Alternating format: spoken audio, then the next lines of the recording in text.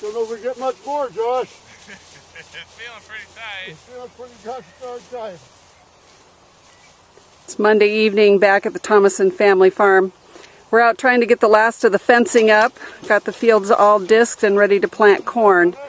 Before we can get the seed in the ground, we've got to put a new fence up to keep the cows out of the corn. So the sun is setting over here and the shadows are getting long.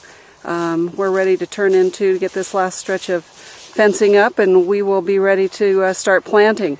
This weekend wasn't real fruitful with all of our rain on Saturday, and we stopped on Sunday and enjoyed our Father's Day to celebrate all the great dads in our family. I hope you did too. Hopefully tomorrow, next couple days, we'll be out here planting. See you soon.